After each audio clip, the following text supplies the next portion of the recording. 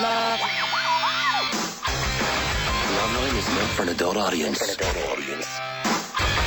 Loveline may contain sexually oriented content. Listener discretion is advised. This is Loveline. Loveline. With Adam Carolla and Dr. Drew. Like the 5th? No, it's the 20th. Hey, everybody, it's Loveline. I'm Adam. That's Dr. Drew. Phone number, 1-800-LOVE-191. Dr. Drew, board-certified physician, addiction medicine specialist. And tonight, dear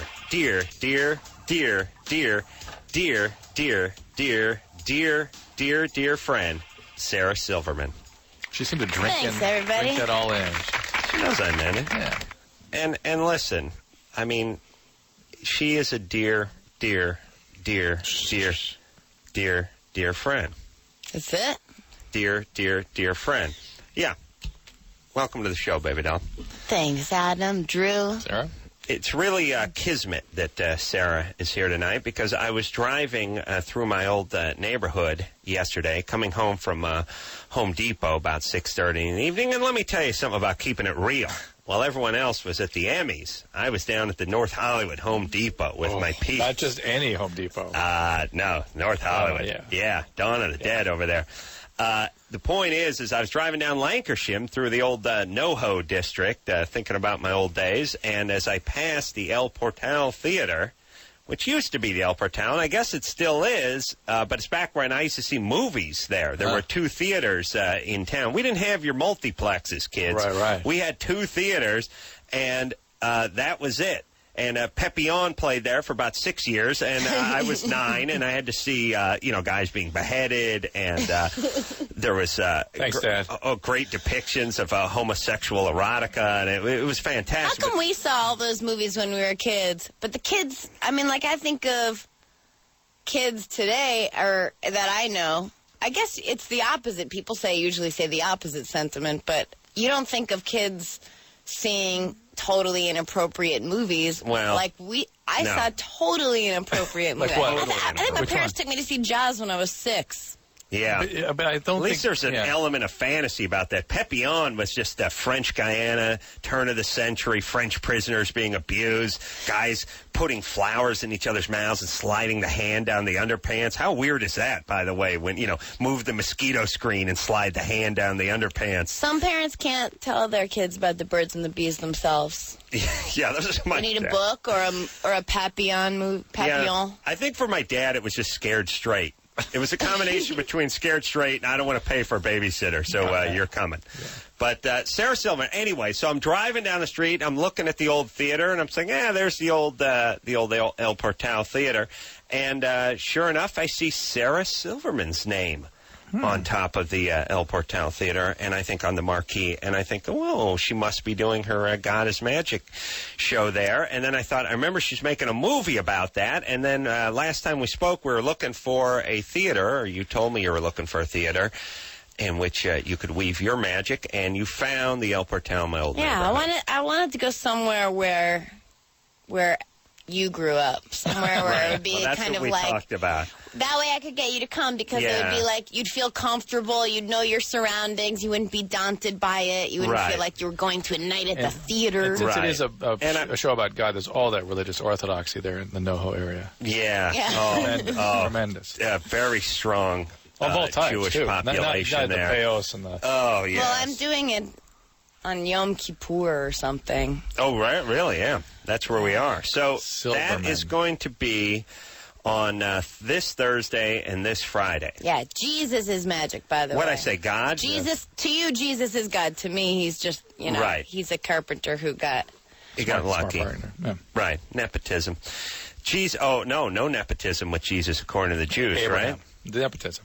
No, he's just like a great guy. He's a great guy, but his dad's not Jews. God, is he? No, but maybe Abraham related. Okay. Maybe. The point is it is Thursday, it is Friday, it is in the NoHo district of North Hollywood, right there on the Lancashire, and they've really done a nice job of renovating that entire area.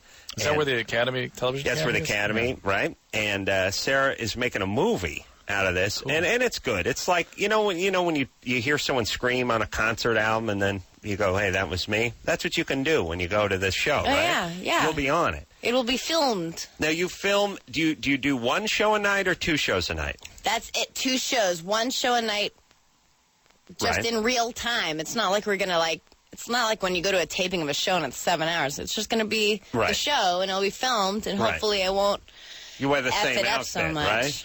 I'm gonna wear the same outfit for continuity. Right. You're a real showbiz. I do know what I'm doing. That's how they do a lot of those concert shows and stuff like that. They just do 2, and now they have, instead of having to nail it an hour and 20 minutes worth of material, they can just do a little mixing and matching. Yeah, but they usually do more than just 2 nights. But Well, they're not good. And the thing I'm is, that good. And Sarah is a pro. She's done the show many times. I saw it over at the Cannon Theater over in Beverly Hills. Spectacular. Laughed heartily the entire show. So what's the deal? Are you charging? Does it cost something to come out there? Yeah, it does cost something, and I feel bad that it costs something. No, but it should. I'll tell you why. I mean, it always costs something.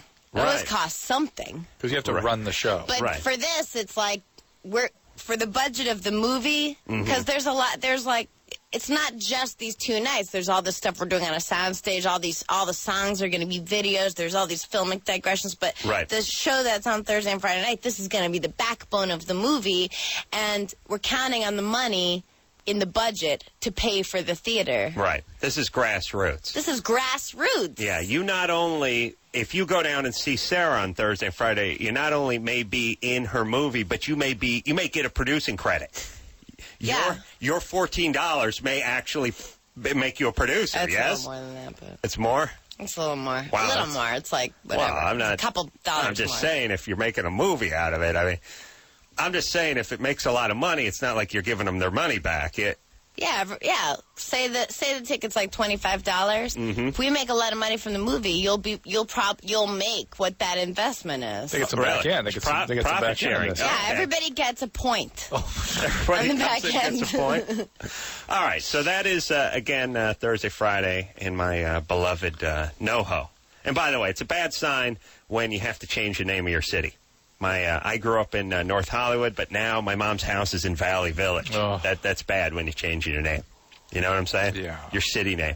Yeah. It's one thing if your city gets married and just takes the name. Like if Reseda and North Hollywood got together and North Hollywood just took on Reseda. Would be nice. That'd be fine. Yeah. It's old-fashioned. Forget about that then. Right. All right.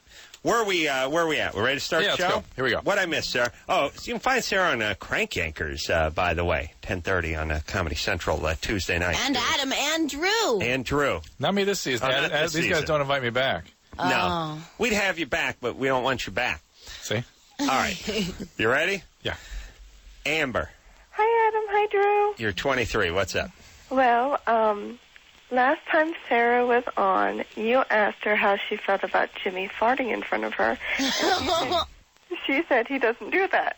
Yeah. And we immediately were reeling in disbelief. Yeah. So then Jimmy called up and said, "Baby, the honeymoon's over. From here on out, I'm going to start farting in front of you." And she was genuinely shaken by this. And, well, she should be. I wasn't shaking as much because the farting was about to start. Little did you know what you were in for now. Be serious. I mean, now that you've had a taste, I mean... Yeah. You understand why we'd have thought you were shaking about that.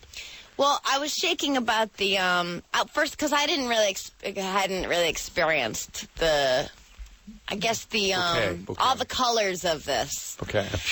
And Jimmy's ass rainbow. It's like a brown Skittles commercial coming out of him. I was also scared because I remembered that this was a secret between us that he was doing this for me. Yeah. It was kind of like, So, Sarah, what happened from that point in time on? Well, let's pay proper homage to the mystique that they were maintaining. Is that they wanted to maintain something special, that they wouldn't let the sort of the farting together sort of stage ever emerge. Me and my wife tried that. It lasted 3 days.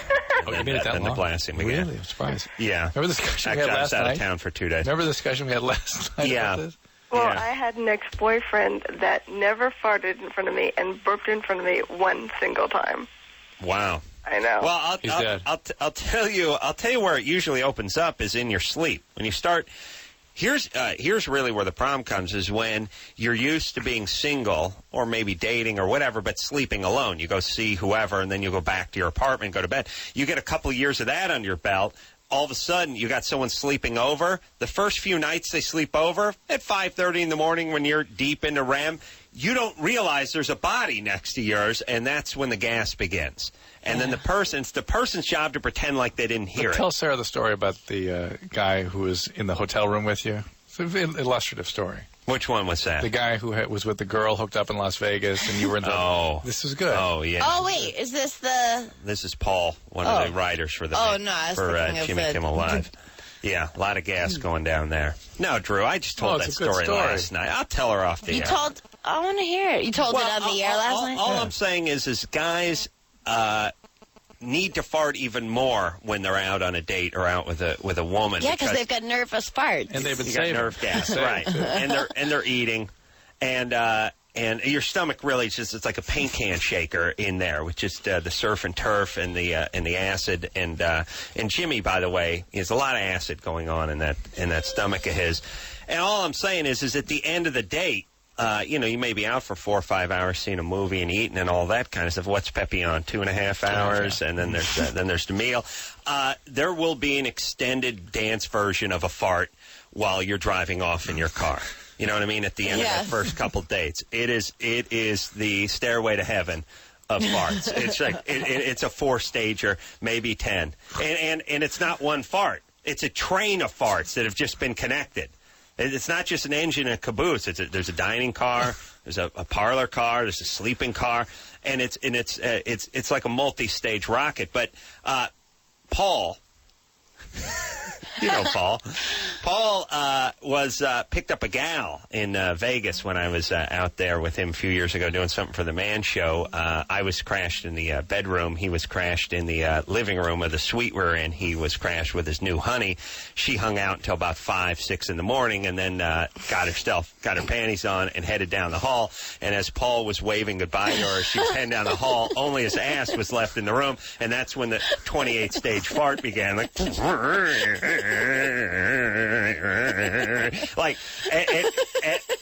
trying to sleep in the background. At second 23, it wasn't even at the halfway stage. You know that fart, that feeling when you're 8 or 10 beats into a fart and you realize I'm not even at the halfway mark. Like, this flight of stairs going to keep going. I'm going to stay on this thing, Drew. You know what I'm talking about. It's a new Sarah Silverman, though. She was offended by this humor last time, but Jimmy brought her around. I was not offended by it. I wasn't offended. But Drew, you're totally wrong. I was the only reason I got sad was because I realized that when I went home. Over. But look, I'd be in the doghouse. You can share an appreciation. No, I do. I can share appreciation, but I can share that appreciation with all my friends and sisters. It's a symbolic. Wow. It's a symbolic end of the honeymoon stage of the relationship. Yeah. I guess. I mean, if you really think about it, people talk in terms of relationships like, well, when did the honeymoon phase of the relationship? And people go, well, when we had our first kid, things changed, or someone put some weight on, or this or that. It's really when the first fart is fired over the bow of your partner. That is when you go from honeymoon to, okay, we're digging in. Yeah. We're in for the long haul here. Honeymoon phase over. Yep. And you stretched that out with Jimmy, by the way, about as far as a human could do it. And of all the people to make that attempt, Jimmy Kimmel. Yeah. I mean, you would not pick him for the Olympiad of It's like putting his jacket over a puddle times 1,000. Right. No, it's like when Annette Bening married Warren Beatty. Like, here's the consummate bachelor. Finally, somebody was able to reel him in. And not that Jimmy, had sex with any other women or that any other women were even attracted to him. But the farting he was the Warren Beatty of ass men. Yes, you know what I'm saying? You were able to reel him in. He was the Warren Beatty of farting. Yeah, he really was. And again, I say was because now it's game on. Well, now it's game on. But I will say this, and Jimmy, if you're listening, I don't care. But he won't fart I don't know, we've never officially said this, but he's never, like, touched me and farted, which I consider to be... pulled your finger or anything. Or even just, like, be touching me in the bed, like, our bodies touching and the fart. Because to me, I think that's another stage. Right. Yeah. That's more for, like, 50th wedding anniversary. Right. That's a silver or gold. Is it platinum? But he does For most let people, them it's go. paper, indeed. Yeah. Okay. All right. Well, the thing about Jimmy and his gas is it will find you and touch you, even if you're in other parts of the car or the house. Or you know what? He'll do it in another room, and then if he runs into the next room, it's still like attached, like a kite. Yeah. It's like a gas kite coming out of his ass. Yeah. So nice to see that tender, loving Yeah. description. That's sweet. Yeah. It's like It's like Anne Marie, like that girl with the kite, Yeah. but it's a fart. Yeah. Right. Yeah, Right. It's the end of Mary Poppins. Yeah. Engineer Chris, you have any idea what that girl is, or Anne Marie? Yeah, right. You do? You do? You do? Who played Anne Marie? What was the actress' name? Poppins, I guess. Oh, Mary oh, Poppins. Mary Poppins. Okay. She can't shoot. Marla Thomas can't announce that word. See what we deal with on a nightly basis. Mary Poppins. I just saw her tonight on. She's in a All new right. show. All right. Let's not digress. Here we go. Heather. Yes. I can't believe Adam just said, let's not digress. know. When it's not Adam digressing. Right. Then No, it's not a you mean- digression. We need to stay on the topic. No, but you just know it's Drew's going to start waxing on about Marlo Thomas. No, I now, thought it's and weird that she would come up and now she's in television again. Well, because she had an award, the Danny Thomas Award, and Jimmy and I were laughing. We had lots of Yeah. jokes in the audience. Because there's that myth. Heather. Heather, Yes. you're 18. What's up? Well, like, I don't know how to explain it. A few weeks ago, me and my boyfriend just broke up, and we had this big brawl-type thing out in my front yard, and I called the police on him because she was hitting on me in front of my daughter. So I threw him in jail for that. And then... Hold on, I'm going out on a limb here. Jew? You Jew? You? Yeah, this is, yeah. No way. Oh, yeah. you're She's calling from Oklahoma. Abused. They're out on the lawn. Boyfriend's paroled. He was hitting on her. Called the cops. Juden. Guess his name. I'm going to say his name is either Moishe or Israel. Heather, Yes. are you Jew? No. Oh, wow. First time I've been wrong, right? Do you know any Jews? Yeah, I know two of them. Yeah, Jeff Goldblum and Alan Greenspan. All right, keep going, baby doll. So he's in jail. So he's beating on Right you. thing to do. You Good call job. the cops. Yeah. Well Yeah. done. And then, like, after he got out of jail, he called me and wanted to know if I'd charges on him. I told him Drop I'd the try. charges, and right? So I called the DA and tried to drop the charges on him. I guess he didn't see that I was trying, and him and his brother got really mad at me. Came over here, and I didn't see his brother behind the door, and he was knocking at my door. His brother was. And, I answered it because, a trusting person shouldn't be. And he starts running through my house trying to find my daughter. I'm like, what are you doing? And behind me comes his other brother. He held me down, and then, they run out the door with my child. And I ran out the door, trying to chase the car down. And then I get on the phone with the sheriff, and I guess they seen that I was on the phone with the sheriff. So they took... Hold on. How did they seen you were on the phone with the sheriff? There was 3 people in the car, and... As they drove up, they saw her on the phone calling emergency or something. Well, that's Yeah. what I was saying. Yeah. How did you chased their car down the street, and then No, I they live in a seen you on the trailer phone with the park, so- sheriff? They what? I live in a trailer park, so it's kind of a long driveway. No, wait a minute. Hold on a second. Jews don't live in trailer parks, first off, sweetie.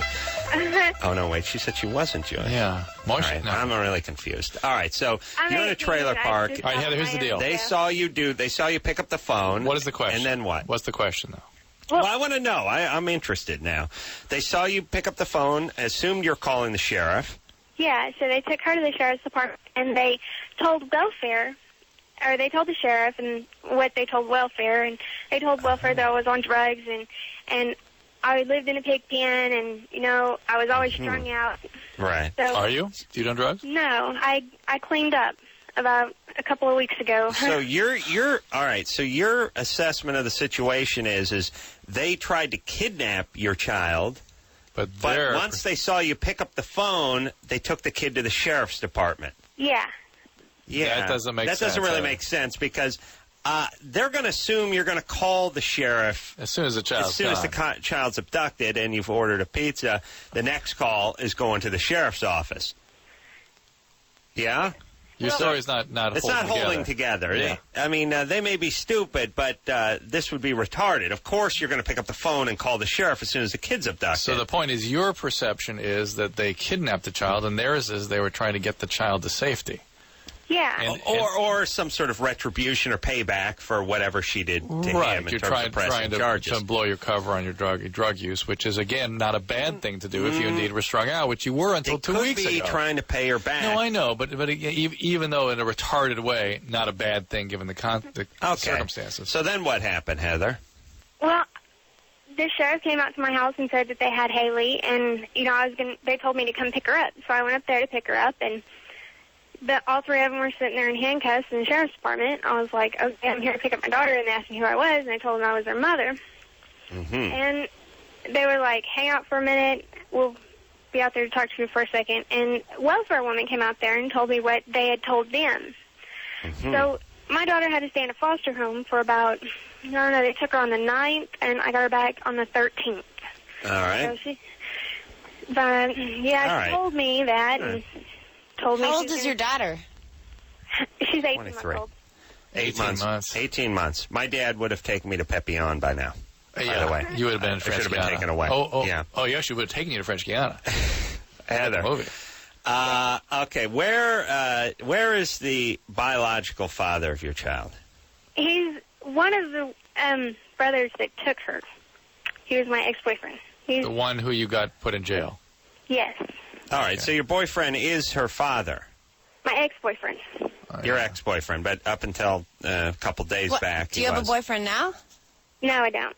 No, okay. Thankfully. And so he was kidnapping his daughter or whatever. So now where are we at? Is he in the joint? Excuse me? Is he going to jail?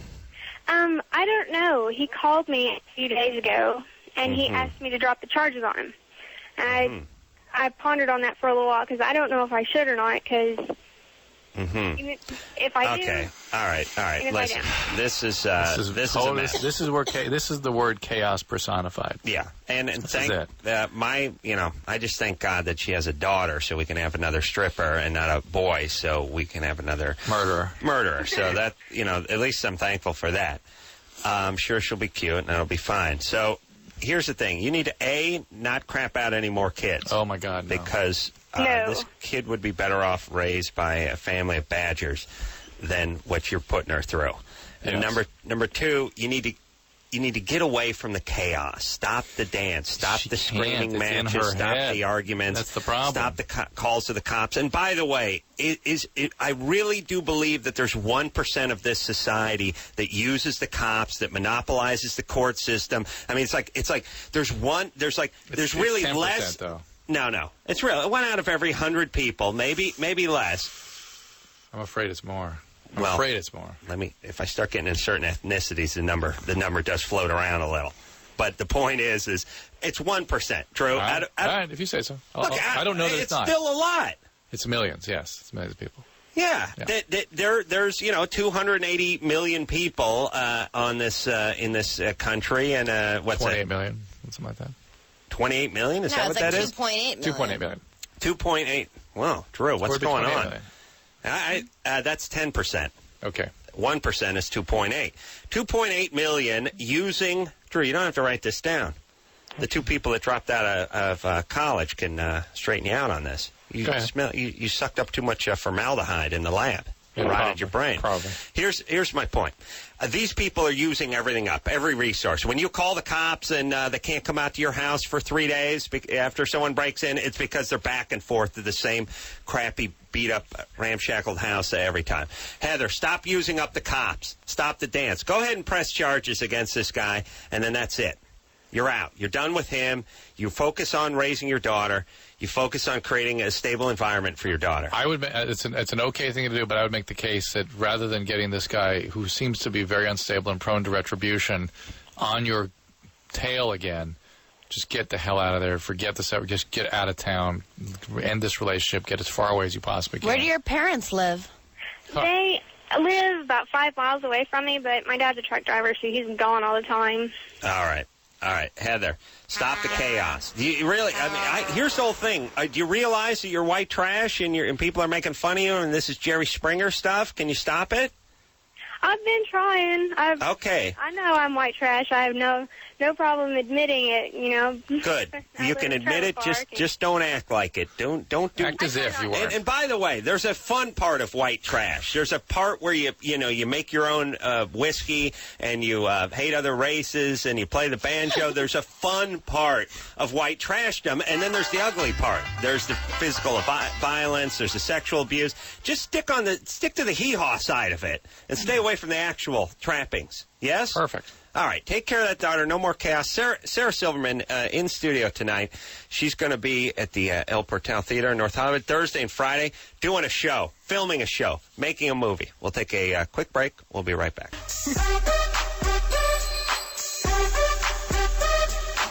Hey, everybody, it's Loveline. I'm Adam. That's Dr. Drew. Oh, yeah.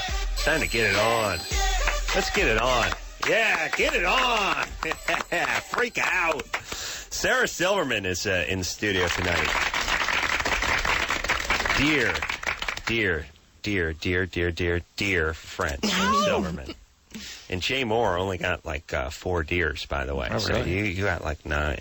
That's pretty good. Mm-hmm. Oh, she was only compared with Jay Moore. Oh, yeah. Huh? No, I'm just saying, if you've seen someone one time outside of the studio, you have to call them at least a dear friend. Oh, yeah. And if you do that, then Sarah Silverman, who I've seen many times outside the studio, gets the 18 dears before. Just outside friend. the studio. That's right, baby doll. Sarah is here plugging her show. I screwed that up. Jesus is Magic, which is coming on to the El Portal Theater, which is right in the heart of the NoHo Arts District on Lancashire, my own old haunting grounds. And that'll be Thursday and Friday. One show, 8 o'clock. More than $14 to get in. Couple dollars more. Couple dollars more, but again, just covers the cost. That'll get you a producing credit. And a back end. And a point. Get you some back end. And then Sarah can go home and get some back end from Jimmy. Yeah, okay. And he blasts her with... Adam, I don't do that. I mean gas-wise. Oh. Yeah, you do that. I don't do... Whether she likes it or not. You don't do the back end stuff. No, my a-hole is like, it's for decoration only. Yeah. It barely works for duty. No, nothing comes out. No, I know. It's like the appendix. You know what Sarah's a-hole is like? You know, in the Wile E. Coyote commercials, cartoons with the Roadrunner and stuff, when he would paint that yes. on the side of a mountain, it would look like a tunnel. Right. That's it. Yeah. But smaller. But eventually he goes the tunnel's smaller. Well, not when it's dilated. No, it is smaller. Dilated. It is smaller than that. It is small, but I'm saying it's not a real tunnel. Got it. So Jimmy tries to get through it. Pow! He just whacks right into the side of the mountain. But then the Roadrunner comes along. Then the train runs him over. Yeah. Always funny. But it's not it's not a real train. Yeah. All right, we ready to go? Here we go. It's the Niblets Express. All right, here we go. That's a good name for a dude. Niblets. I got a Niblets Express coming down the pike. Oh, my God. Thank you. Elizabeth? Yes. You're 20? Hello. You know what I like? I like when people tell comedians they can use stuff. You could use that. You could use that. You can use that. Use Niblets Express. Thanks, Uncle Adam. I'll be there Thursday. You can use that. Elizabeth? Yes. You're 20? Yes, I am. What's happening? My boyfriend and I, when we have sex,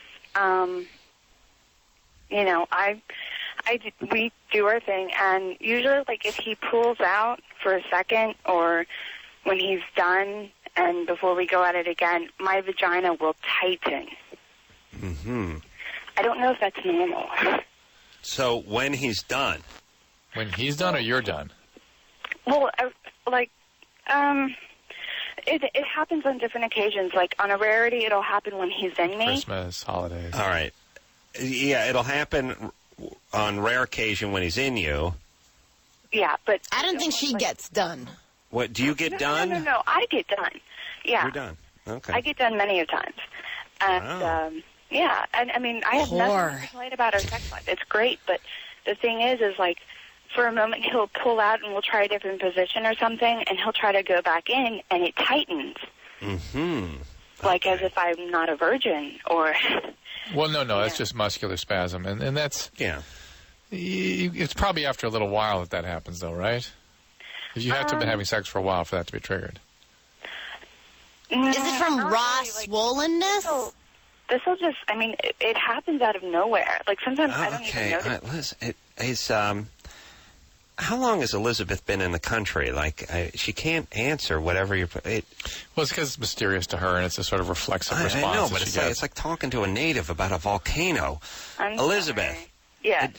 Just cool your jets for a second, sweetie. I heard what he said. Okay, if he has sex with you for 10 minutes, is it going to happen, or you have to have a good long session before it happens? It'll happen whenever. It can happen after like an hour of sex. It can happen like within 10 minutes of sex. All Does right. it hurt? Not all the time. But does it hurt when he tries to penetrate again? Sometimes, yes. Yeah. Sometimes it'll even hurt him because it's so tight. This is what you do, if I may. Go ahead, I please. wish I didn't. I wish this wasn't. Something you understood. Yeah. It's a friend. It's a friend, Sarah. Go ahead. A friend told you. Go ahead. A friend of mine told me, you go to the fridge, get a Coke, a nice cold Coke. Mm-hmm. Put it on there. Well, Press it on but that's there. for swelling. That's for when things get irritating. Oh, yeah, I wouldn't know. I don't. Wow. So it's like... But the great thing is then, Sarah's like a cut it man. forms an equilibrium, Mm-hmm. and the job is done. You pop it open and drink it. Right. That's nice. But Elizabeth, the deal is this is a Or spasm. you put that it can back occur. in the It's not fridge, and your abnormal. stepbrother drinks it, wants to know what's up. Yeah. You're multi-orgasmic, so you're having spasms each time you orgasm, and sometimes that sort of forms into a spontaneous spasm. Mm-hmm. And I would bet that it's more likely to happen after longer periods of use. Mm-hmm. And as Sarah is pointing out, it can also be associated with inflammation, irritation, because that can try to trigger the spasm also. Mm-hmm. Or Cool out. maybe your vagina had a stroke, Oh, that's... and it's paralyzed on one side. Let me see. Is it speech slurred, Elizabeth? No? Hello? It would be funny if half the vulva stroked out and the other half worked. That's basically what'll happen. Is that what happens? So the whole side will go out, Right down the vagina? right down the middle. Wow. Oh, really? In real life? Wow. So So when you're out, you're out. The motor function's out. But it's a lot of that, though, is parasympathetic, mediated by non-skeletal muscle. A lot of it's smooth muscle and stuff. So would it still work? Would it look different? Would It's like the Bill Cosby dentist routine. Would It'll you look the same, do it probably. for us, by the way? Would you get like a lazy labia? You know what I mean? Where Yeah. one was sort of... We pull to one side or the other? Yeah. I don't think so. All right. All right. Let's talk to Jared, who's 27. He's a cop on the beat. Jared? Wow. Hey, what's going on? So I was screaming that I feel a lot of people use the cops as their own personal sort of police force when they want to get back at a lover or a boyfriend or a husband or vice versa. Have you experienced that? Oh, absolutely. Yeah, it's. I'd say it happens more often than not, or what people believe actually happens. What about my plan? And tell me if you'd be down with this as a peace officer. I had a New Year's party a few years back. Cops showed up at the house at about 9:45. That means the call went in, and it takes cops a little while to respond. Call probably went in about 9:10, maybe 9 o'clock on New Year's Eve. For a party that hadn't really even started. It was clearly just a neighbor who was PO'd that they weren't invited or whatever. The cops showed up, looked around, and went, well, nothing's going on. I said, should I turn the stereo down? They said, not if you don't want to. Then they went, hey, man, show. And then they split. So the point is I don't know what that costs the taxpayer, but it's two cops, it's a cruiser, it's a dispatcher. They're coming out. It's an hour round trip. It's got to be, $300-400 of taxpayer money, plus the poor guy's getting a shiv put in him at the ATM who is lying there bleeding on the sidewalk because the cops are telling me to turn my stereo down and wanting an autograph. Why not charge the person that picked up the phone? And I know, and people go, and I know you called the show because you wanted to talk, but this is a mistake. And now people go, well, no, if we start charging people, then someone's going to be looking out their window. They're going to see a woman being gang raped and stabbed. They're going to pick up the phone, and they're going to go, no, this could cost me $180 and put the phone back down. Well, then you're a retard. No, I'm saying for frivolous crap. It's like pulling the fire alarm at a school or in a hotel. That person gets busted. If there's actually a fire and you pull the fire alarm, you don't get busted. And only retards couldn't figure that out. I don't want the slippery slope argument either. It's like if it's a chicken-ass call, if it's New Year's Eve, if it's 9 o'clock at night, if a bunch of people are in a black tie listening to a little Cool in the Gang, you pick up the phone, it costs you $200. You think about it next time, you old coos. What do you think of that, Jared? I think that should be exactly the way it is. But, unfortunately, we can't do that type of stuff. It seems ridiculous. But, for some reason, they just, people will call for the most asinine things, most ridiculous things in the entire world. And we go sometimes to injured birds. Right. And it's like it's like the 911 system is perpetually tied up. And here's the thing, too. I've never called 911. It's the system's been up for 20 years. I've not dialed it once. The one time I want to use my 911, it's going to be busy and it's going to take the cops 6 hours to get out to the house because there's the perpetual users. All right. They're the people who call every month and a half because of the bird or because of the party. Right. What can we do about this? Jared's in Burbank. Oh, Jared, you're Burbank PD? Yeah. Let me ask you a couple of questions about that. First off, there is not... I've traveled the world. I've been to Hungary and run into people who've got jaywalking tickets in Burbank, and they've never left Hungary. They just get them in the mail. How many chicken-ass jaywalking tickets can the city of Burbank hand out? Should we ask Mr. Owl?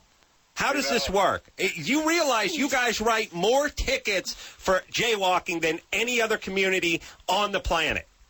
I haven't done a tally on the jaywalking tickets. I can tell you, I've personally never written a jaywalking ticket. All right, well, I'm looking for Jared. Next time I'm going to that media center, I'm going to call. Where's Officer Jared? You must be a deep undercover because I will go out on a limb and say that on the planet there's no place that hands out more jaywalking tickets in Burbank. I got a jaywalking ticket for walking in between the crosswalk, and the cop said I stepped off the curb when the light was blinking. No. Yes, and I was standing on the other side, and the light hadn't changed yet. The cop was a motorcycle cop, went the same direction I was going and crossed the street after me, and then wrote me the ticket. And then said, I said, well, this is ridiculous. Of course I'm going to fight this. That's your prerogative. And win. And again, we've talked about winning. It's the same kind of winning that, look, if the Raiders win this weekend, you give me $100. And if the Packers win, you don't have to give me the $100. That's not winning. That's breaking even and missing 2 days of goddamn work down at the courthouse. Exactly. And the cop never showed up. That's why I won. But, Jared, what is it with Burbank over there? Will you guys reinstate that policeman's ball so you can get some money and leave the tax-paying citizens alone? I don't know. But the belief that there's some type of quota that officers have to obtain is not true. What about meter maids, though? That's good. They're scumbags. Well, you know what? I mean, go to L.A., you'll get it even worse than Burbank. Oh, yeah. No. Listen, let me tell you something. The Burbank PD is so out of breath from writing jaywalking tickets that they don't have enough to go back into the parking enforcement. They're so plumb tuckered out from writing jaywalking tickets. Hey, let me ask you this, Jared. For Jared. Something I've always wanted to know. You're out on the street, right? Uh-huh. Well, you're in a patrol car? Yeah. Okay, Hollywood Way on the way to Burbank Airport. Right. There is an old Burbank PD motorcycle that's parked there. I pass it every time I go to the airport. You know what I'm talking about. I always slow down. And then I realize... What's that? It's not planted there for any reason. I think the guy just bought the thing. It sits there all day long. It never moves. Yeah, let me ask you this. It's not. They don't put it there. It's the owner of the property puts it there. Yeah, I guess so. Okay, all right. Let's do something about that. I swear to God, I'm going to burn that thing to the ground. Okay. Okay. Jared, thanks. It's a rusted out piece of junk cop bike that the guy parks so that the front end of it just hangs out past the bumpers of the two parked cars. And when you're hauling ass to Burbank Airport and you're going down Hollywood Way, you see the cop bike and you freak out. And after it's been 10 years, I stopped freaking out. Some a-hole owns that bike. Now, I used to say this must be the cops planning this. It's a long Maybe straightaway. whoever owns that property. It's in front of an apartment building. There you go. I'm going to kill that. All right, we got to do something to that bike. All right, Sarah Silverman here, everybody. Loquacious tonight. Hates meter maids. God bless. No, I have a nice experience with the meter maid, but like 2 weeks ago, I got a ticket. I walked back to my car. I had 11 minutes left. I was like, ooh, 11 minutes. I always check to see how safe I was. 11 minutes left. I walked to my car. There's 11 minutes left on the meter. I got a ticket, and I look what it's for, expired meter. Oh, no. So right away I'm looking for the white car because I want to show the guy. And then I'm like thinking, should I take a picture? But what's the point of that? Because you can just put 11 minutes. So then I called the number, and they're like, well, if you want to fight it, you got to go through all this. And I'm like, ugh. But I said, I'm going to fight it because even though it's $35, yeah, it's a principle. Criminal. But you're not going to fight it. So then I did. I fought it, but they go, well, you have to pay for it when you fight it. Yeah. So then I get the check back today. They cashed it, but nothing's been done about, and plus, what are they going to do it when they investigate it? Nothing. They're not going to do anything. I got entrapped. All right, hold on, Drew. This isn't people's court. The point is now the price of the tickets have gone up 50 cents, so Sarah could cover that. We're going to take ourselves a little break. Jesus is Magic over at the El Portal Theater Thursday and Friday. Sarah Silverman. We'll take a quick break. Be right back.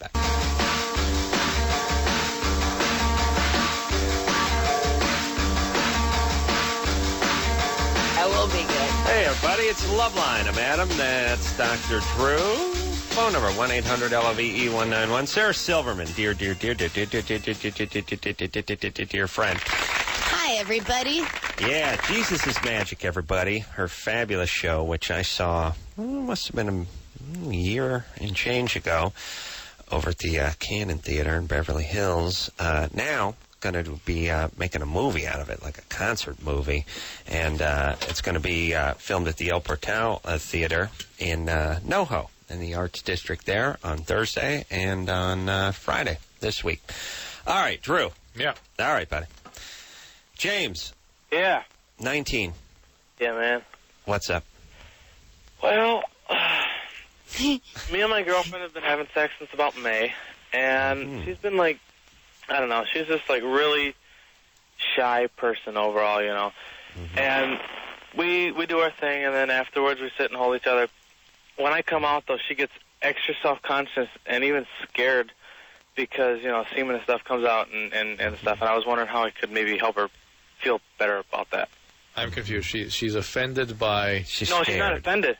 She's scared. She's self-conscious. Self-conscious. Not scared. Well... Self-conscious. Self-conscious by the... You want to bet not scared? She told me a few times that she didn't want to do it anymore. $10, retard. What? Oh, he's got that crazy. He's got that crazed maniacal laugh too. James, is she using protection? We were. What were you using? She was on the pill. And then what about now? Not using it anymore? No, we're getting married in about a month, and she wants a baby, so we're trying. Oh, okay. By the way, you're 19. Yeah. How old is she? 18. Why are you guys trying to have a kid at, combined age of 37? You know what I'm saying? Yeah. Also, you know when people become schizophrenic or they're mental things happen, that usually happens in their early 20s. Mm-hmm. She could go bad, huh? Yeah. No, this guy seems like he's about to turn. Yeah. It doesn't happen to the chicks, happens to the guys. Yeah, 19. As a matter of fact, he started to make his move during this call. Yeah. I agree. You could be hearing voices by 10 minutes from now and think you're a Napoleon by midnight. So, James. Yeah. Look, do me a favor. What do you do for a living? I'm a machinist. Machinist. Ooh, yeah. Works with metal. That's white trash. But that's a decent gig, machinist. What are you making an hour? Oh, jeez. I work for a company, Woodward Governor. Okay. All right. That's not what I asked. How much you make an hour? Oh, how much? That's about 12, 13. 12, 13. That's barely enough for you, not you and a kid. Why don't you guys hold off just a little bit, huh? Just get married. Enjoy your marriage a little. Travel. And have a kid in a few years. There's no way you're going to look back on not having a kid right now and say, oh, I wish we had that kid when we were 18 and 19. Right. There's no way. The only advantage is being able to kick your kid's ass until he's well into his early 30s. You know what I mean? That's a power move. Like my dad had me a little bit late, plus he's, a wuss, and I could have beat the crap out of him when I was 9. I like it when, and this is one plan the black community has that really beats us out, is they have their kids early. The dads are good and virile, and the dads can beat their kids up well into the kids. As a matter of fact, their kid has kids, and the dad can still beat the son up. That's important. Drew? Yep. Your sons are going to start kicking your ass in a few months. Oh, yeah, they already have. That's the point. I know. It'd be nice if you were like 28 now and could really beat the crap out of them, yeah? Yeah, well, what can do? All right. Drew busy on the computer looking up prison populace. We'll take ourselves a little break. The great Sarah Silverman in studio tonight. Going to be at the Alfred Town Theater Thursday and Friday. Take a quick break. Be right back. Hey, everybody. It's Loveline. I'm Adam. That's Dr. Drew. Phone number, 1-800-LOVE-191. Dean Cain coming up, Dreamy. Dean Cain coming up later this week. Rich Eisen from the NFL Network coming in later this week. Then next week we got Korn and Interpol and Seth MacFarlane from The Family Guy. Cake and Jeff Probst from Survivor. Oh, the list keeps going and going. Dear friend and a funny lady. Gal. Funny gal. Brassy. This one is brassy. Drew, have you seen? Sassy and brassy. Have you seen her live? No. Brassy. Wow. Brassy. I'll tell you, it is R-rated and then some. Oh, man. I'll tell you what, don't bring the kids to this. Going to be at the El Portal Theater, which, I don't know, is that Mexican for like the port or something? Yeah. The port? The port. I think Portal is like a port, like a port. Sure. Yeah. A door. Park a Is ship. it a door? Like a porthole. The door. It is. It is? Yeah. All right. Portal. All right. Well, back on the internet, Drew. That's going to be this Thursday, this Friday on Lancashire in the NoHo District, 8 o'clock. Yes, Drew. The peace officer they could not find. Oh, okay. We're looking for when cops started being called peace officers. We're generally offended by that term. Yeah, I don't like that. Who cares? These guys are doing their job policing an out-of-control society. Fine, police officers. Yeah, I don't want some guy armed with a feather duster and a book by Heloise taking down perps. Yeah. You know what I'm saying? Yeah. I want him to start shooting. And by the way, these these car chases where the guy's barricaded in his car and he has all these felony warrants and we're chasing him around the city for 4 hours. Just start pumping him full of bullets. I'm fine with that. Fine. Oh, got no problem with no problem. Here's the thing. Here's the thing. If you jump over someone's fence and you land in their backyard, maybe you're there to kill them. Maybe you're there to steal the dog food. Doesn't matter to me. Once you go over the fence, once you break the hymen of the fence and land in their yard, if you get your head blown off, you get your head blown off. That's it. That's how it works. Mallory? Hi. You're 17? Yeah. What's happening, sweetie pea? Well, the person that I babysit for, she's a single parent and a recovering addict. Mm-hmm. And a couple days ago, she relapsed. And when I came to babysit for her Saturday night, she'd been using that day, and she told me that, she was high and that she'd relapsed. And so I stayed the night with her. Oh, what was she getting high on? Crystal meth. Oh God! And by the way, you spending the night when it's like taking a cab to Connecticut. I mean, that's the meter's running, right? No, I just walked out like $600, right? No. No, I just stayed to make sure her son was okay and everything. Oh, okay. Well, that's nice of you. Yeah. All right. So what? What? Yeah. What's the question? Well, when I first, when I talked to her that night, she said that she was going to tell her sponsor and her boss and DHS, which is the agency that, makes sure as she's recovering that she takes care of her son and everything. And That's now, a nice way of after saying talking- Child Protective Services. Yeah. Yeah. What's it stand for? Department of Health Services. Oh, okay, right. Or Human And now, Right. after talking to her boyfriend, who's also a recovering addict, he's convinced her that she doesn't need to tell anyone except her sponsor. Well, first of all, that means he's using too. Well, not necessarily. Oh, if she's using, he's using. Yeah. Yeah. The advice doesn't mean he's using. That's just guy advice. And if it is, however, a recovering person knows that you're as sick as your secrets, and a person who's allegedly in recovery encouraging secrets is not in recovery. Well, it's not secrets. It's we're going to get the kid taken away from us. We need to go talk to your sponsor and get sober. Yeah. We don't need the kid Yeah. taken away. Okay, possibly. Come on, Drew. Stop being the man for a Yeah, second. she shouldn't. I mean, Well, no, wait a minute. So what happened? Well, the reason I'm calling is I want to talk to her because I think she needs to tell all these people, and I want to, I want some advice to see what I need to say to her. So just she's about the whole continuing to use. situation. She is continuing to use? No, she hasn't used since. She used for a couple days, and then when I came to babysit, she told me, and she hasn't used since then, which that She's was... back in the program. She's working Talking to diligently. her sponsor? Huh? Is she talking to her sponsor? I don't think she's told her sponsor yet. Right, that's the most important thing. The boyfriend is right in that regard. What's important is, listen, relapses are normal in recovery. People relapse all the time in recovery. But as long as they get back in the program, don't sustain the relapse, get going again, that's fine. But she needs to be completely honest. She needs to raise her hand as a newcomer in a meeting. And Mallory, you're 17. You're not to be taking care of amphetamine addicts. This is not your job. Yeah. If you need to report it to whomever, go ahead. But for her sake, her recovery requires that she be honest with everybody in the program. What's up, Mallory? Is someone alcoholic in your family? Yeah, my dad was an alcoholic. Yes, you're busy. Yeah, shocking. Shocking. So one thing you can do to help yourself, Mallory, and we'll do more to help her than anything else, is for you to go to Al-Anon, get a sponsor yourself, and work the steps so you can take all these sorts of the feelings and questions you have about how to handle this back to your sponsor. Yeah, and not for her. Just your dad was an alcoholic, so you should go to Alateen. Right. And as a matter of fact, it will help your friend. Yeah. All right, baby doll. So don't worry so much about her. I know you worry about the child. If she's getting sober, so be it. Oh, nothing better than the meth heads with the kids.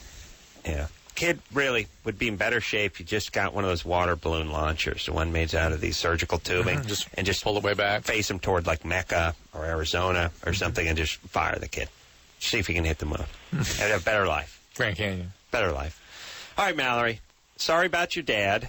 You sound like a good person. You're not going to fix Dad via this. Or fix and go to Alateen, please. Al-Anon. Okay. Or Al-Anon. All right? Okay. All right. All right. Thanks. Hey, and good times, though, right? Yeah, great time. All right, baby doll. Come on. Take care of yourself. Okay, I will. All right, you're smart. You're beautiful. Thanks. Hey, you don't want to say I'm handsome, or? No. Okay. Okay. All right, it's just when when you give someone a compliment. Well, you're asking for a lot. you guys are great. Yeah, we know what the kids are doing, huh? Yeah. Hey, good. Yeah, no, it's, people give us a lot of crap. Like, everybody was molested. How do you know? Listen, when someone does this, their parent, they have an alcoholic parent. That's what gives them the energy. Yeah, but it's like it should be, it's kind of nice probably for them that you guessed that, and you're right. It makes them feel not so alone in that what they're doing is normal. Mm-hmm. Yeah. There are things that they can do. She's reacting the way anyone would react given the set of circumstances they grew up in. Yep. And Nice input. girl. Humans Nice are girl. no different than other animals. You just you put in It's you true. input, and you get a certain set of behavior. You know when you realize that? When you see those birth videos. Yeah. That's when the whole animal thing comes home for you. Oh. Yeah, it's a disaster. I remember last time Sarah was here, she became violent when she even so much as looked at her vagina. Yeah. I didn't look at my vagina in front of you guys. Yeah, well, you did, and you didn't like it much. Is I Anderson remember here that. tonight? That's Every right. time I look at my vagina, I want to punch somebody. There you go. Oh, yeah. Huh. Karina? Yeah. Once in a while, Drew sets up Anderson, and then 2 days later. All right, Karina. What's up? Oh, nothing. I was just wondering, if my boyfriend has a premature ejaculation problem, or if he's just doing that on his own, trying to finish. No, guys don't do anything on their own when it comes to when they ejaculate. What do you mean? Is he doing it on Like his he's own? somehow doing It's it volitional? doing to offend her. There's, No, you there's won't. no amount of volition that can determine that for a guy. But it's put it this way. Okay, I took away his virginity, right? And the thing is that our first sex, Took it away. Had he been abusing it? it was great. I put it that way. It was just like the best in the world. And then now every time like we would do it after that, he would finish like within the minute or 2 minutes. And then like probably last week we did it again, and he kept it up there for like an hour and a half. So Oh, really? I don't know if he was just He's been masturbating, trying to get himself in shape to handle this. Yeah. And for some guys, it's a spin of a roulette wheel. You never know where that ball's going to land. Mm-hmm. But really, it's cleaning the pipes. Also, what's it called? Is there certain days that a girl can't get pregnant, or certain days? Yes, but you don't know when those days are. I'll tell you when that is. The 12th of never. I got to tell you. Also, like, right now, Missy. like you can get pregnant right now. You understand? Like the first time we did it, right? Yeah. The condom had popped, and Okay, so you should get the morning after Now, pill. was that when you had taken away his virginity? Yeah. Okay. Hold on a second. Karina's 16. She's going to be pregnant before Christmas. It sounds like she intends to be pregnant. And here's the thing, by the way. We talk to people who are basically riding a motorcycle with no helmet and only when it's raining and only when they're really high. It's like, how many miles? And what's the over-under before this guy gets clipped? Yeah. What do we got, 3 weeks? 5 weeks? He's not going to make it 5 years. Karina is the pregnancy version of that. Mm-hmm. The thing popped. She'd take away his virginity. Condoms popped. They broke. They popped. You hit them hard enough, they'll go. Wow. Yeah. Oh, yeah. And it's a mess. Sometimes they explode. The novelty ones, yeah. Oh. Ooh. Oh. The product line. There's an idea. Let me tell you, if there were such thing as a novelty exploding condoms, your boyfriend Kimmel would be first in line. But who's it a trick on? Well, you, theoretically. It's the lady, the guy, everybody. There could be a whoopee condom, too. Yeah. All right. Okay. Hold on a second. Karina? Yeah. Okay. So what are you using for birth control now that this guy orgasms so quickly? That's the thing. I don't use any birth control. We don't use more you're protection. probably pregnant. You're probably pregnant now. Like, no, the thing is that this happened last year in November, and we've been doing it since, and I still haven't gotten pregnant. Well, you will be. Good for you. Good for you. You are a genius. Yeah. Genius. And it's like, I smoke 3 packs a day. It's been 5 years. I don't have cancer yet. I run through that red light every day. I haven't clipped yet. Yeah. It's These all girls want going to drama. happen. She's looking for drama. She's No, pregnant for the whole drama. But it's part of it is drama, and then there's lazy, and then there's stupid. And then there's just sort of superstitious, which is, I haven't gotten pregnant so far. Karina. Mm-hmm. What's going on with you? You're 16. You're going to be pregnant before you're 17. Don't be an idiot. Is that what you're looking for? Well, kind of, it's because, really I've never felt like this about anyone before. Yeah, she wants to get... How old was your mom when she got pregnant the first time? Not just when she had you, 20. the first time. Her mom is actually 15. She's younger than Karina. So how old was your mom the first time? Right, 20. First pregnancy? Yeah. Not you. Me. That was with me. You're the oldest? Yeah. And how many brothers and sisters do you I have? have 3 little sisters and 1 little brother. Did your father leave? Yeah, my parents are divorced. Shocking. So your mom has 5 kids, and you're the oldest. When she gave birth at 20, I mean, she was pregnant when she was 19, probably. Yeah, which is considered an old maid in her family. All right, Karina, what's the plan, though? I mean, I know it sounds like we're coming down on you here, but it's only because we care. Yeah. How are you going to... You're going to get pregnant. How are you going to afford the do? diapers, the formula? We're going to drop out of school? You're going to get a job? Is that the plan? I mean, the thing is that I really want to graduate and everything like that. Hold on, but what's the plan for the baby? Who's going to fund those hundreds and hundreds of dollars? His parents have agreed to it, and also my mom. It's like my mom sees him as a son already, and he already proposed, as weird as that may seem. What is wrong with these people? You're 16. You're not even pregnant yet. You don't have to get pregnant, and your parents are already talking about, we'll raise the kid, we'll give you money. Yeah, kind of, sort of. That's retarded. Get a puppy. I know, puppies are wonderful, but I know puppies are so good. Get a puppy. Wow. Sarah. Bitter. No, it's another just life. Crazy. I Another just can't life. stand hearing that. It's just so stupid. You're being stupid. Yes, you are. Karina, not only are you being stupid, but you're being selfish. you're negatively impacting another person's life. You are, here's where you're at now. And her own life, too, by the way. Yes, but I don't care about you. Yeah. But yes, here's what you're doing. You could do a fine job as a mother 8 or 10 years from now. Now you're raising a child as a partial child, and you're not being fair to the child. Yeah. Right. Do something. Contribute to this. Contribute. Why you gotta just... You think the baby's going to bond you to this male? Yes. It won't. No, I don't think it will. I mean, I really don't need the baby or whatever. It's just that I kind of want one, so... All right, listen. Well, if you wanted a baby so bad, why don't you adopt a baby then? Yeah, because she's too young. There are so many babies in this world that are not loved. Why don't you adopt one then? Because no adoption agency on Earth. There's an interesting comment here. Right. She's allowed to have babies as many as she wants, but not an agency on the planet would offer up a baby to a 16-year-old. Yeah. Because when you have abusive. a baby when you're 16, you are being an animal. You're being an animal. Yes. Well, look, I agree. And, we talked about it many times. I wish it is the source. It is the farm team for all trouble in this society. It is the future prison population are these children, unemployed, the substance abusers. This is all of them, and this is it. I mean, look, all right, I got to go on a quick rant here. Quickly, it's been a while. Clarify. What? Bring the rant. Please. And that is that not all teen parents end up with disturbed children. It's just it stacks the cards strongly against you and the child. Yeah. Strongly. Here's the deal. We don't have to worry about Drew's kids. We don't have to worry about Jimmy's kids. We don't have to worry about many people we know's children because they come from... There's some money, there's some stability, there's parents who care, there's parents who aren't high on drugs. All right, occasional pot brownie, but that's when he's off with the kids. The point is they come from a stable environment. They're going to go to college. They're not being physically abused, and no sexual abuse. No alcohol abuse. Whatever. They're fine. We don't have to worry about them.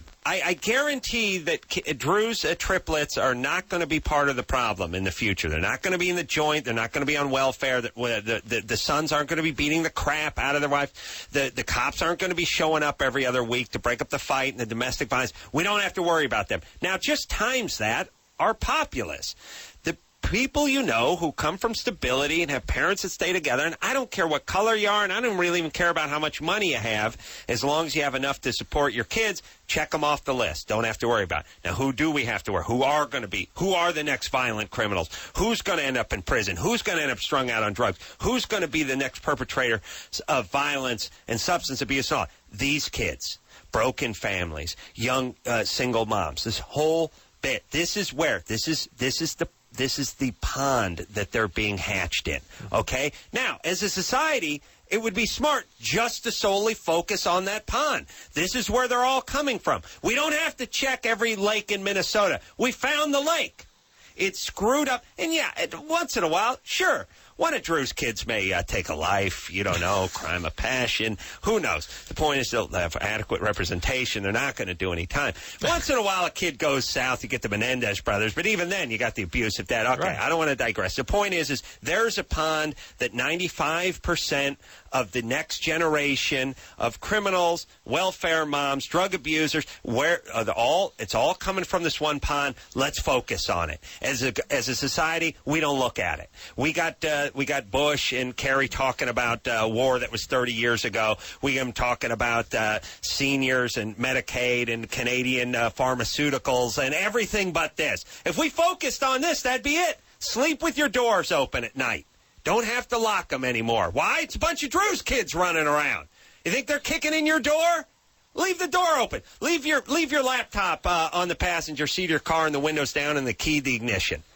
Why? It's Drew's kids. You think he's going to steal them? No.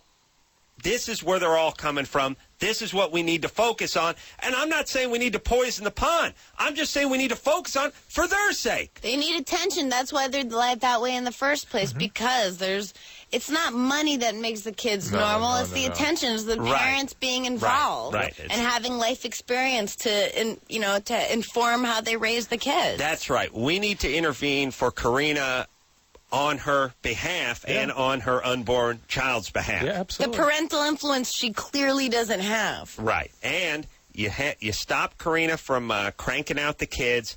You all of a sudden, the prison population melts away.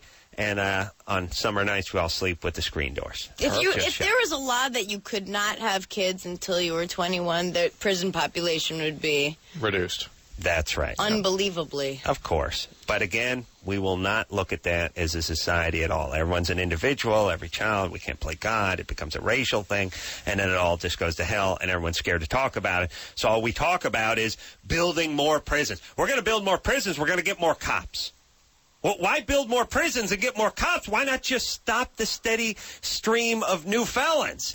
Teach the village to fish. That's right. That's right. You give the village a fish, Drew. He eats for a day, unless it's like like a mackerel or like a walleye or something. It's a couple days. Yeah, I mean, if you got a heavy fish, sure. Especially and you have the proper refrigeration. Yellowtail. Sure. Or that huge dolphin that you use. I caught a mahi-mahi. Yeah. That'd be a week. Dorado. At least a week. Or if you got them large salmon and they dried it. And they salted it, and they could do it. But the point is, Indians for many weeks. Yeah, that's true. Yeah, okay, but you give them that, and they eat for, 6 or 8 weeks. Yeah, But you teach them to fish, and they don't end up in the joint. Oh, I think that's what Sarah's saying. All right, let's take a quick BJ call, get back on track. Mary? Yes. You're 22? Yes. What's up? I just had a quick question. Can you able to get like a sore throat or even like strep throat from just doing blowjobs? Yeah, happened to me in college. Well, you can get a sore throat various means. Yes, there can be bacteria down there. Yes, you can get herpes. Yes, you can get chlamydia that way. Yes, you can get gonorrhea that way. Okay. All those things are sore throats. But if the person doesn't have anything, if the guy on the business end of the joint does not have a disease, you're not going to manufacture one, more are than you? just irritate things and maybe But you're taking that risk. That's why it's called a job. Yeah. Well, You understand? It's only because it's not called a blow vacation. It's called a blow job. All right? I agree with Sarah. Okay, because I know he doesn't have anything because I know him. And the thing is that... You know that he doesn't have anything that you know of. No, because she knows him, I think. Because you know him. Right. Right. And the thing is that the last 2 times that we've done something, the very next day I come back and I literally have strep throat. Well, you don't have strep throat because no one's cultured you to see if it's a strep. You have a sore throat. They have. Literally. I gone to the doctor and I had to get You've been antibiotics. cultured for strep and you have strep. Right. Well, maybe Wait. They did a scraping of your throat and cultured it, and it turned up strep. Right. Both They didn't times. Drew, just please apologize to her. They didn't just put you on antibiotics. They actually did the No, culture. they did. So I met him, it's 4 weeks ago, and then 2 weeks after when we did it, then it was 2 weeks ago. Well, that was like 4 weeks ago. And then the very next day, I went on a Saturday, I came home on Sunday, I had, the sore throat, and I went to the doctor, and she said, yes, it's strep throat. Then 2 weeks later, it's again. Did you you didn't kiss him? You just did the oral sex? It didn't occur to you that it came from the kissing? No. It had to be the blowjob? The BJ?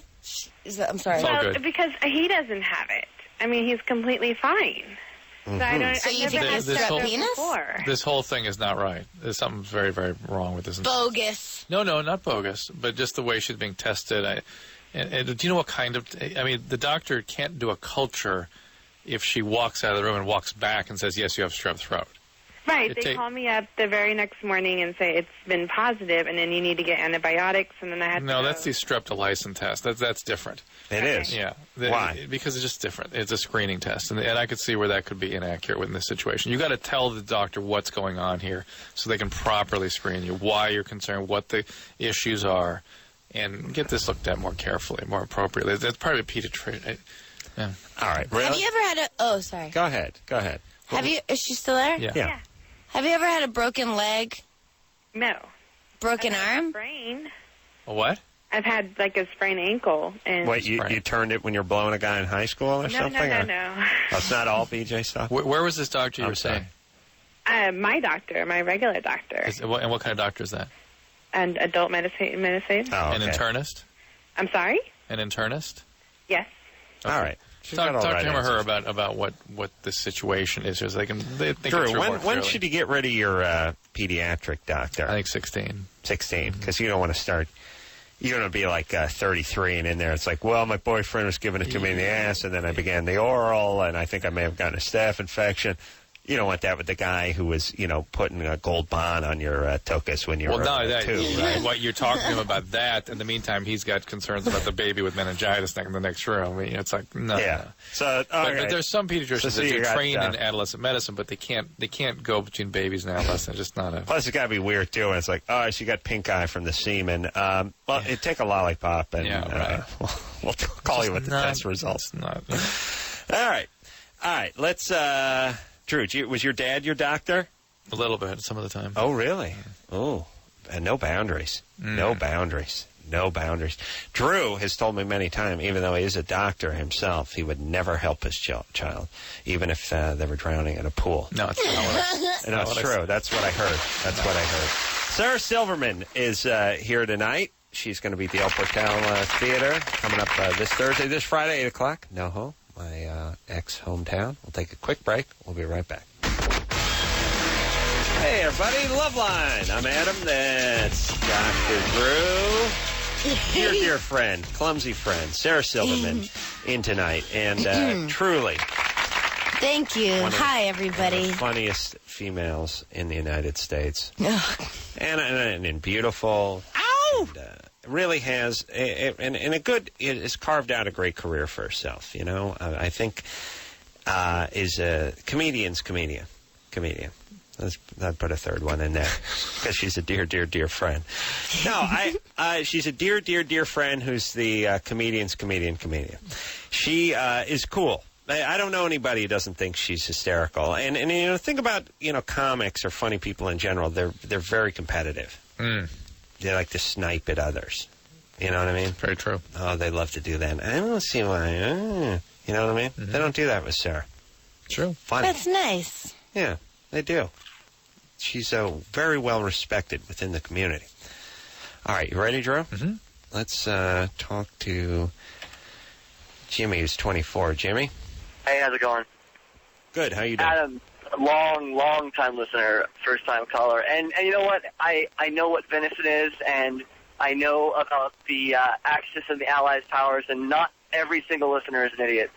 But at any rate... Well, hang on. Maybe we should test Jim. Hold on a second, Jimmy. Oh, Hold on. God, I should know one else, huh? No, that's fine. Let's just keep moving. And by the way, we were talking about your call during the break. Yeah. It says girlfriend's a virgin, nervous about sex. Should he go slow? Well, Yes. I just met this girl, and I'm really into her, and things are going well. We're compatible. How old is on she?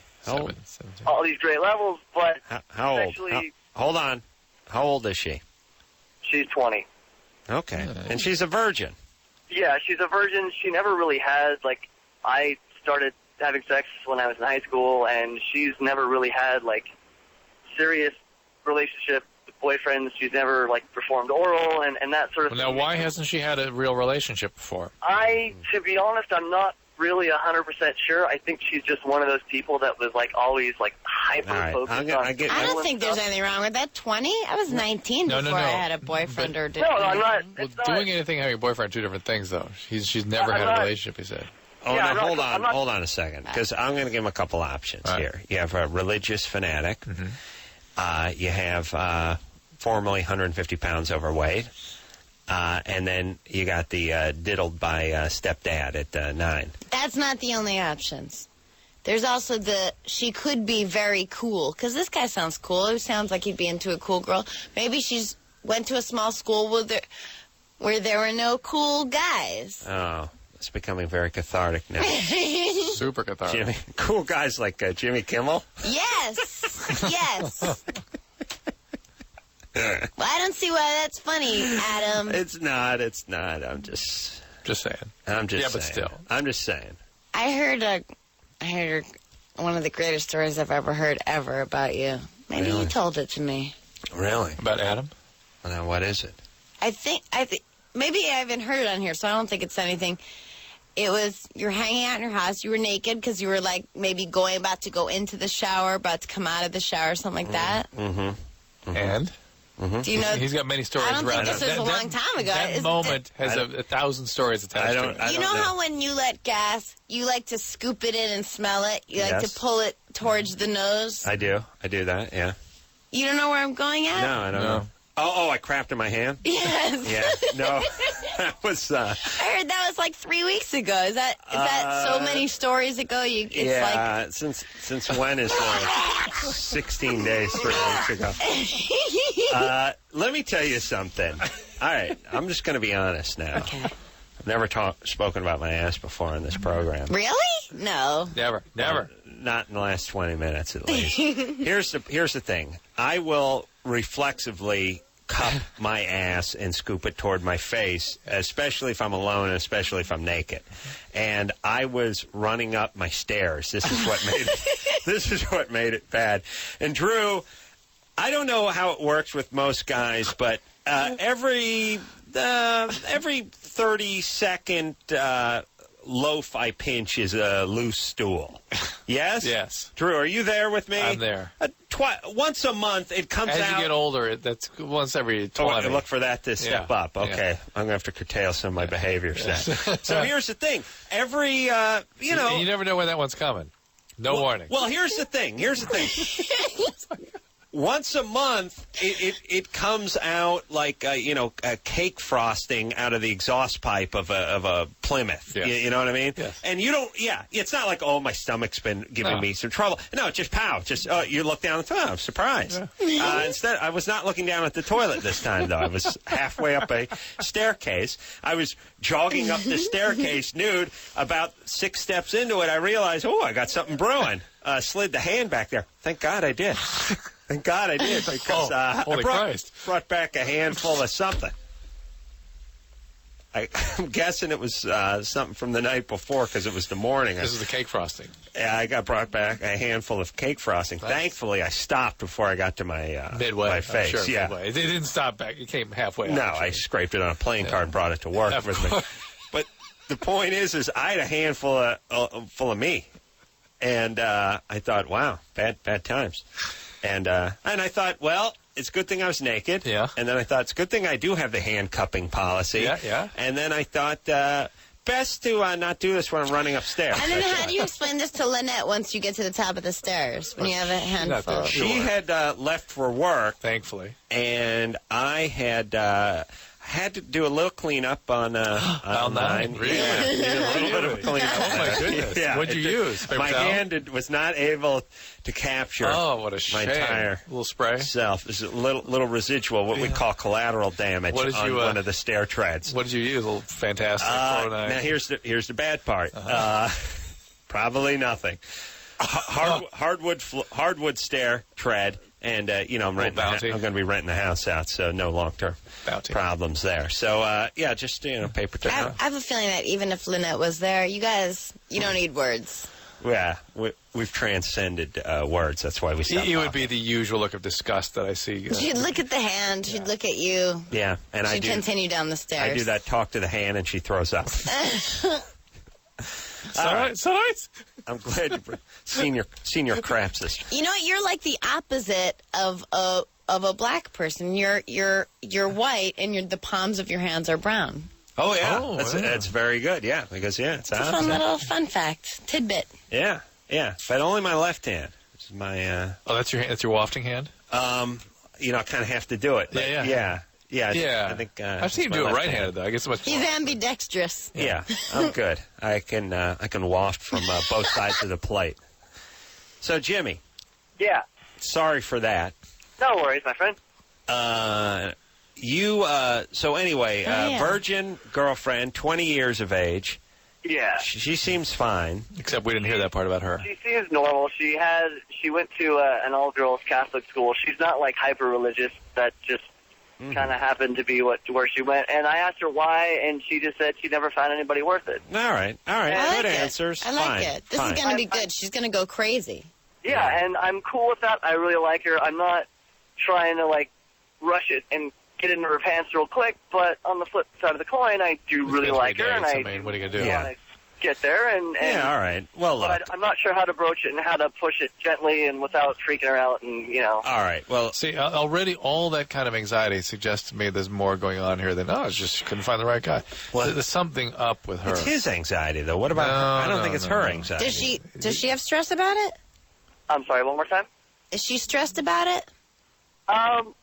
He's afraid to bring it up with her, even. We've kind of talked about it, and she says it just makes her uncomfortable, and she's not really sure why. I don't think she's had anybody screw with her when she was younger or anything, but, All right. you know. Wait till she starts crying halfway into it, and you're just like, now you have to No, really that's hurry not. up. Well, don't and finish. scare him more, though, Adam. All right, I'm sorry. No, there's something up here. Look, Something up. Okay, something may be up. We don't know for sure. A lot of people, by the way, it's your virginity is sort of like a circumcision. If you put it off too long, it gets worse and worse and worse. But she's not saying, I intend to save this till marriage, and that's what. She's not saying that. No, she's saying, still freaked out. I'm freaked out. I can't talk about this. And that's, okay, but it could be. First off, she could have a little something funky downstairs. A lot of women are self-conscious, for instance. That could just be one of the factors. All right, Drew's got a puss on.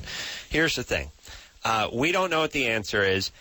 You should keep your relationship going. Here's take what you it do. slow. You proceed as though she's a normal person. If she Right. spins out on you, it's because there's something wrong. Mm-hmm. If you bring up normal topics that young adults bring up and discuss them in the context of what seems to be a stable relationship, and she can't handle that discussion, there's something wrong. Okay. And by the way, an appropriate response on her part is, hey, you know what, I'm going to stay a virgin until we're married. That's my value. That's fine. But that's not, I can't talk about this. I'm freaked out. I'm sorry. I just had an idea, by the way, for myself. So it's about the hand wafting again? Yeah, and this cramping in the hand was a little bit of a wake-up call. You ought to walk around with a highlight mitt on. No. Oh, my God. That's not bad. Wouldn't that do it? I have to I would tell tend you to throw it. something. Yeah. That's what I'm saying. My idea is for a belt mud flap. This, it's got Yosemite Sam saying back off. It's made of vulcanized rubber. And it's just a belt. You put on, it's not going to stop the problem, but it will stop a lot of residual spray damage. you got. You just wash the mud flap. Yeah, hose mud flap off. So, yes, Sarah. Yes, you're going to say I something. totally forgot that when that story about you circulated at the recently, it was at one of the gazebo parties, and Jimmy's mom was there, and she got totally inspired. And she said she's gonna. Maybe I shouldn't ruin the surprise. She said she's gonna make this thing for you so that you can smell your own farts. It's like a little, like a tube that you put in your tuchus cheeks. As close to the anus as possible, and then it's a tube that goes to like a funnel, like a one of those oxygen masks, Right. and you put it to your mouth, to your nose rather. And the problem is to get the flow down the tube. It's such a narrow gauge tube. You got the rate of flow will make him unhappy. Listen, I hope Jimmy's not because listening. if you breathe in with your nose strongly, won't it suck it up? I don't mean any disrespect to his mother, but she said, that she would help me perform oral on myself many years ago, and has never come through. So she does make empty promises as far as that goes. And these are very touching and important topics for you too, and it's very I told her there were devastating. two things I wanted to do. I wanted to perform oral on myself, and I wanted a steady stream of my own gas, possibly at the same these time. are poignant and tender issues for you, of course. I think both could be achieved through yoga. You know what? You may be right. Why do you think Daniel takes yoga every day? For those two reasons, of course. So he can smell my farts? Oh, okay. Daniel's one of our partners over at Jackal. I just wanted to get that out. All right, what are we doing here? Taking a break? Yeah. We're taking a break. Hold on. Laura, Yeah. you're 18? Yes.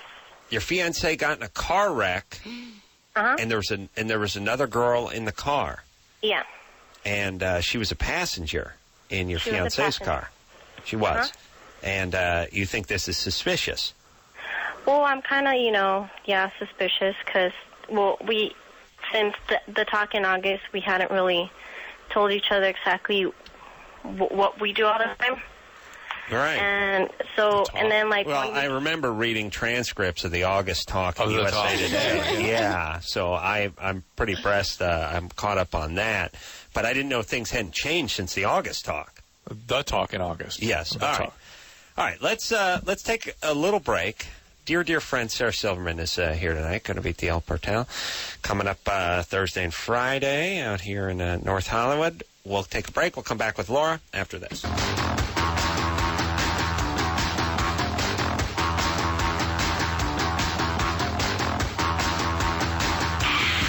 Hey, everybody, it's Loveline. I'm Adam. That's Dr. Drew. Forget about that phone number. We don't got time for your pesky calls. Thank you. Sarah Silverman is in studio tonight. Dear friend, going to be at the El Portal Theater Thursday and Friday in North Hollywood on Lancashire, 8 o'clock. Tickets available. And they're making a movie. So you can be part of history. Laura? Yeah. 18. Now, your boyfriend got in a car accident. Your fiancé got in a car accident. Mm-hmm. Is he okay? Yeah, he's fine. I mean, it was a miracle, pretty much, car crash. But the thing Who was the girl in the car? He says it's a friend. I haven't really asked him about it because he's coming this weekend, and that's when I'm gonna ask him, like, just pretty much the truth, just everything I want to know. He lives out of town, does he? Yeah. He moved away in last June, and I met him last year, and we got engaged in May. But pretty much like July, everything just kind of went downhill. He moved away in June, and you met him last year. Last and May. Got engaged in May. Uh-huh. You got engaged and he moved away a month later. A month later, yeah. Okay, so you got engaged and then he moved. Well, he already had plans to move. But then in May, he asked me to marry him. We even got the rings and everything. Why did he move? Oh, he was going to school, and then he got a job up there. All right. And did he move back to the town where he was from? No, where he's from here, Texas, and he's still in California. And I mean, he's come back a few times, and then he came back in August. Okay. And that's when things were really bad. And all right. Well, why do you? Things were really bad. Really bad. What do you mean? Well, like I don't hear from him as much anymore. And then when he came down in August, we had this talk, and he told me, I just want to be upfront with you, and I wanted to talk to you in person. I don't want to do it through phone. So we had the talk, and he told me he feels like we need a break. He feels like he's pulling me down, and he still wants to be committed to me, but he just doesn't want the label of girlfriend and boyfriend, but he wants to be committed, and he still wants to wear the ring. What Thank you. We're just not going to talk as much anymore. So we're not going to talk. We're not going to go. By the way, I always. This guy's an idiot. He's but totally he looked in the eye. He came over. Said, I'm the opposite. I'm like, look, we're going to break up. Up. I'm going to go home and call you. Stay here. But not only that, I don't want to waste your time. We're done. Yeah. This is like, I'm going to see you face to face, and let me just tell you, I'm thoroughly committed to you. I'm going to wear your ring wherever I go, especially when I'm with the girls. True. Let's focus on the call, though. Yeah, right. The point is he's an a-hole and you're delusional. Yeah. I mean, you can't want the relationship enough for the two of you. This guy, look, he told you he's done. You're 18. How old is this guy? He's 21. That's another thing. I thought, maybe it's just the age difference. Whatever it is, he told you he's done. It's done. But he's such an idiot, he can't be completely honest with you. He has to keep this bizarre thread of hope alive that he's totally committed. A lot of guys do that. Not just guys, but a lot of people do that where they want to keep the relationship because they feel safe in it. They feel like they've got a good backup, but then they go crazy. They move away. They have sex with other people. They do whatever they want, but they don't want to break up. It's total selfishness because they want that. They also get into, I don't want to hurt your feelings. I couldn't do that to that person. Look, you're really hurting them by not breaking up. Yeah. And also, it's freaky when you're 19 or 20 or 21, the idea that we're never going to see each other again. We'll not be having sex. We'll not be talking. There'll be no contact between us. It's weird. I mean, I remember having those thoughts when I was 20. It's like, I can't believe I'm never going to see this person again. Now it's like, phew. Whew. Yeah, that's an insane proposition. All right. So, Laura. Wrong. You just heard you just heard the truth. Can you move forward in your life? I pretty much gone through a point where I was planning on pretty much breaking up with him this week. All right, good. He's already broke up It's with already you. done. Yeah, he already broke up. Yeah. So. It's like the guy quits, and when he's leaving, you yell, "You're fired." Yeah. That's essentially what you're going to do here. All right, go ahead and do it. I want to talk to a couple of people who have been on hold for, one person for 100 minutes. Jessica? Yeah. Sorry, baby doll. We're almost out of time. I know you've been on hold for 100 minutes. You're 24. You're a lesbian. You've been fantasizing about sex with men lately, yes? Yes. But it's not just regular sex. It's like rough sex. Like, yeah. Rough trade. All right. Were you sort of abused by your dad growing up?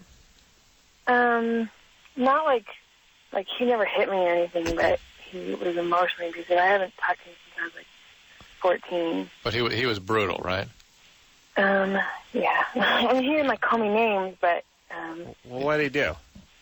he's really religious, and I went and lived with him, and he lied to me about my mom and said she was horrible and she used to abuse me and stuff like that, and he locked me in a car until I promised I wouldn't tell anybody all the things he was saying and stuff. All right. Brutality. That's brutality. All right, and now you're having ambivalent feelings about men and women, and of course you're confused, because maybe you're not biologically a lesbian. Maybe it's just your Bible-thumping, abusive dad who locked you in the car and during the heat of the summer turned you into a lesbian. Either way, that's what you are, but now there's ambivalence and confusion. Don't act out on it. And by the way, just because you have a dream about something doesn't mean anything. Right. Please. And your fantasies aren't necessarily what you want to happen in real life. God knows. Yeah. Oh, Yeah. God knows. Well, not me. Actually, guys. Adam is going to make those mud flaps with Yosemite Sam. He's going to do it. Back off. And by the way, when they're up at 90 degrees, that means it's really time to move. Watch out. When they're flapping. When it's like a streamer from New Year's Eve. It's time to move. All right, take a quick break. We'll be right back. Hey, yo, that's the show. God bless you. Thanks for listening. Dean Cain coming in later this week. Rich Eisen, and then Korn, Interpol, Seth MacFarlane. Nice. Oh, it's Wah, all wah, there. wah. Yeah, Cake, Jeff Probst from Survivor. I want to thank Sarah Silverman, dear friend, for coming in tonight. Thank you. Jesus is Magic, her fantastic show. And it's going to be at the El Portal Theater, great theater, over in the NoHo Arts District, Thursday and Friday. Making a concert movie. Go see it, everyone, 8 o'clock. And until next time, this is Adam Carolla for Dr. Drew. Sure, please, with the keys. I'm sorry. Can you get out here any faster? I'm plugging your goddamn show. No, I You're rattling your appreciate teeth. it, because I don't want to take up your time. All right, so until next time, this is And Adam yet- Carolla for Dr. Drew saying mahalo. That's All right. retarded. Get a puppy. I know No. puppies are wonderful, but my I know puppies are so good. Get a puppy. This has been Loveline. Loveline. The opinions expressed on this show are not necessarily those of the staff, management, sponsors, or this station. The producer for Loveline is Ann Ingold. Loveline is a presentation of Westwood One Entertainment.